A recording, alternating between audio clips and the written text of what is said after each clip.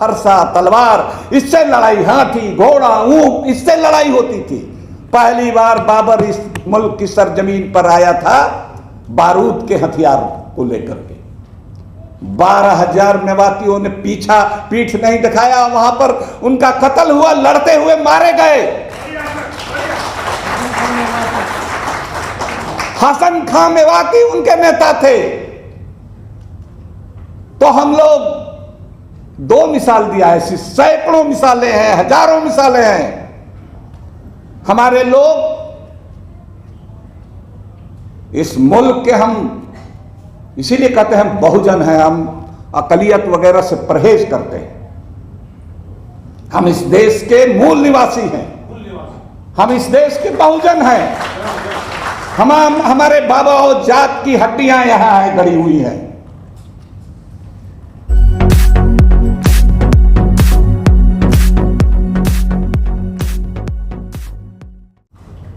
इसलिए मोदी जी, आप लंबे समय से हम लोग से सबका साथ, सबका विश्वास, उसमें सबका साथ, सबका विकास, उसमें सबका 2 साल बाद सबका विश्वास भी जोड़ा। कितना सबका साथ लिया, सबका कितना विकास किया, कितना विश्वास हासिल किया, तो वो आज सब लोग जानते हैं, उसको कहने की जरूरत नहीं है। हम ये भी कहते हैं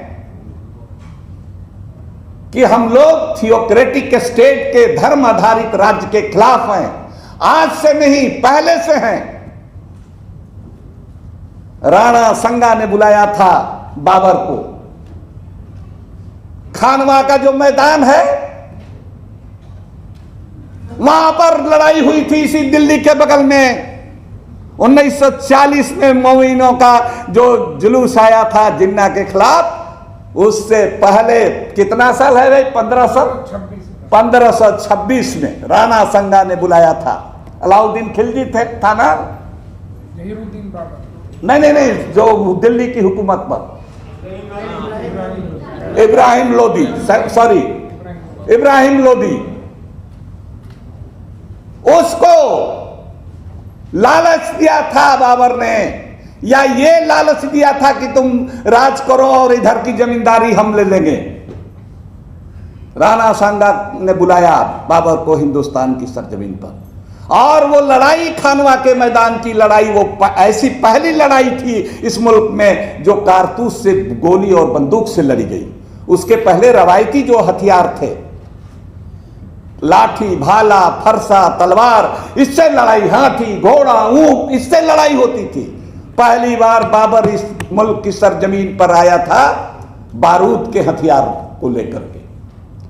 12,000 मेवातियों ने पीठ नहीं दिखाया, वहां पर उनका कत्ल हुआ, लड़ते हुए मारे गए। हसन खां मेवाती उनके नेता थे। तो हम लोग 2 मिसाल दिया, ऐसी सैकड़ों मिसालें हैं, हजारों मिसालें हैं। हमारे लोग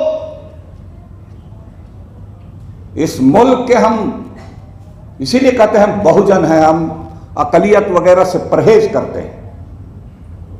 हम इस देश के मूल निवासी हैं, हम इस देश के बहुजन हैं। हमारे बाबा और जात की हड्डियां यहां गड़ी हुई हैं। और हम लोग कोई मेहरबानी नहीं मांग रहे हैं मोदी जी से या किसी सरकार से। हम लोग कह रहे हैं कि हम लोग को संविधान ने जो अधिकार दिया है बराबरी का, इसीलिए जब स्नेह यात्रा की बात की मोदी जी ने, तो हमने कहा कि ये स्नेह वगैरह की जरूरत नहीं है, मेहरबानी की जरूरत नहीं है, हम बराबरी की बात कर रहे हैं। आप कौन होते हैं स्नेह देने वाले?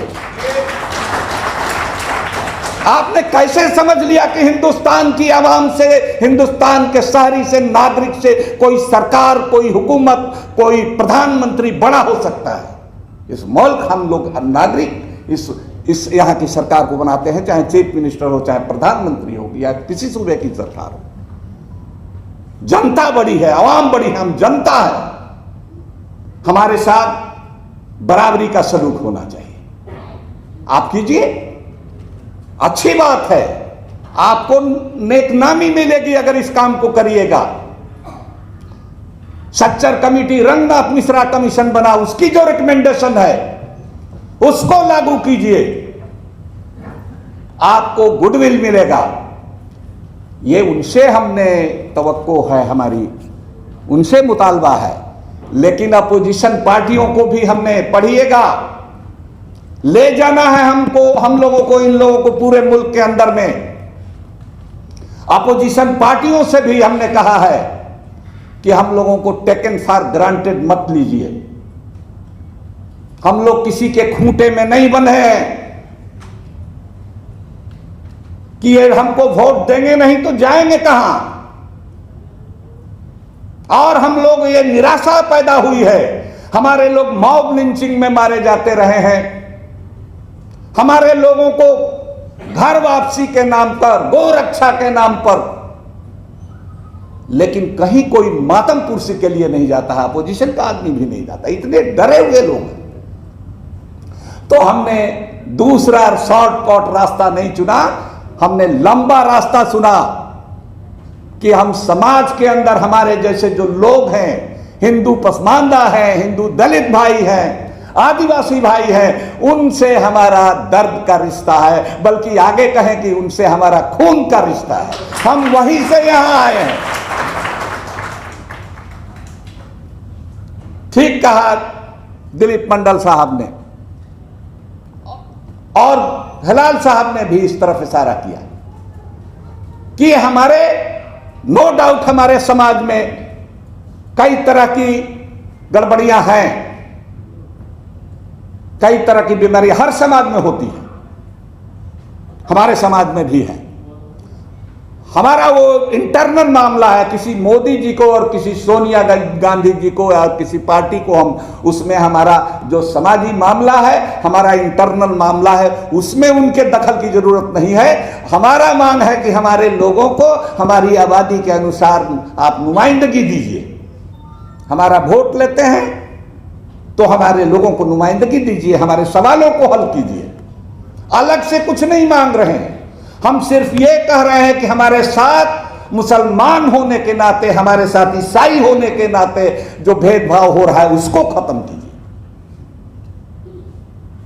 तो ये सारी चीजों को लेकर के हमने बहुत साफ साफ लहजे में इन पार्टियों को लिखा है। किसी का जवाब नहीं आया है, जवाब आएगा भी नहीं। हम न मोदी जी का आया है न और किसी पार्टी का, लेकिन अंदर में खलबली है। फोन आता है, कुछ पूछते हैं। इन जैसे लोगों ने कह दिया तो किताब तो पहले से एकेडमिक्स में पढ़ी जा रही थी, लेकिन राजनीतिक नेता लोग भी मसावात की जंग को अब पढ़ रहे हैं, दोनों तरफ से पढ़ रहे हैं। कुछ लोग उसका हर चीज का कई तरह का इस्तेमाल होता है, नियत पर डिपेंड बात करती है कि आपकी नियत क्या है। तो इसलिए हमारा कहना है कि बहुत सारी समस्याएं हैं। हमारे जो आर्टिजन हैं, हमारे जो दस्तकार बिरादरियां हैं, हमारे बुनकर हैं, हमारे धुरकन हैं, हमारे रंगरेज हैं, हमारे बर्तन बनाने वाले लोग हैं मुरादाबाद के, अलीगढ़ में ताला बनाने वाले, कारपेट बनाने वाले, सब लोगों का धंधा आपने नोटबंदी करके, जीएसटी लागू करके सबकी कमर तोड़ दी है। इस मुल्क में एक आदमी जो है, हम लोग गरीब से गरीब होते जा रहे हैं, बीमार हो पड़ते हैं, इलाज के लिए पैसा नहीं है, भुखमरी, कई लोग सुसाइड करते जा रहे हैं, हिंदू मुसलमान सभी जातियों में कमजोर तबकों के लोग। और दूसरी तरफ एक आदमी ऐसा है जो दुनिया का नंबर 2 कैपिटलिस्ट बन गया, आपकी मेहरबानी से, आपकी कृपा से। तो ये जो खाई पैदा हो रही है ये बहुत भयानक है। और जो चुनाव आता है, चुनाव पर ही बहुत हम लोगों को सावधान रहने की जरूरत है। अभी तक तो बात थी सिर्फ आपको ईवीएम की गड़बड़ी की। मोदी जी, ये सरकार अपना गोल पोस्ट बराबर चेंज करती रहती है। अब ईवीएम से आगे बात चली गई। सरकार ने सारे महात्माओं को, कलेक्टर्स को चिट्ठी लिखी है सब जगह पसमानदा हिंदू, मुसलमान, दलित सब लोगों का एक बटन दबाएंगे और आधार से लिंक करने के नाम पर उनका बटन दबा करके वोट के अधिकार से उनको वंचित कर देंगे। तो इस बात को भी हम लोगों को पहले से समझना है। और आखिरी बात मैं कहना चाहता हूं कि 2024 आ रहा है। 2024 का चुनाव सिर्फ कोई एक चुनाव नहीं है, बल्कि हमारी आजादी की लड़ाई है, दूसरी लड़ाई है। और इस तरह से हमारे लोगों को तैयार होना है और उसकी तैयारी हम लोगों को करनी है, सोच समझ के साथ, खुले दिमाग के साथ। और किसी के बहकावे में हम आपस में नहीं झगड़ेंगे, हम आपस की एकता बनाएंगे। अपने अंदर के सवालों के लिए हम लोग लड़ते रहे हैं लंबे समय से, उसको भी जारी रखेंगे, लड़ते रहेंगे। इस्लाम मुआसरा एक शब्द है इस्लाम के अंदर। हमारे कई इस्लामिक मामलों के जानकार इधर भी उधर भी बैठे हुए हैं। समाज सुधार, वो समाज सुधार की बात भी हमारे समाज में चल रही है, चलती रहेगी। हसब नसब के बुनियाद पर न कोई बड़ा है न कोई छोटा है।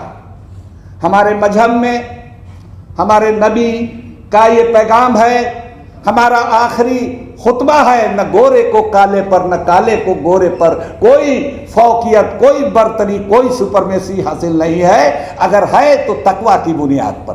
कौन ईमान वाला है, कौन गरीब परवर है, कौन इंसाफ पसंद है, कौन खुदा से डरने वाला है, वो बड़ा है। किसी जात की बुनियाद पर, किसी जबान की बुनियाद पर, किसी कबीले के बुनियाद पर कोई बड़ा और कोई आला नहीं है और सामने वाला अदना नहीं है। इसकी लड़ाई भी हम लोग लड़ते रहेंगे और लड़ेंगे और मजबूती से लड़ेंगे। लेकिन उसके साथ सारी जो दुनियावी सारे मसले मसाइल हैं उनका हल सियासत से होता है। तो सियासत पर भी पैनी नजर रखेंगे, दिलचस्पी लेंगे। आखिर में दो बात, एक तो रूलिंग पार्टी के लिए, हुक्मरान पार्टी के लिए कि टोकनिज्म के आधार पर किसी को कहीं से चुन करके, एक बड़ा बढ़िया शब्द इन्होंने इस्तेमाल किया, मुकेश जी ने अपने एक डिस्कशन में सुन रहे थे।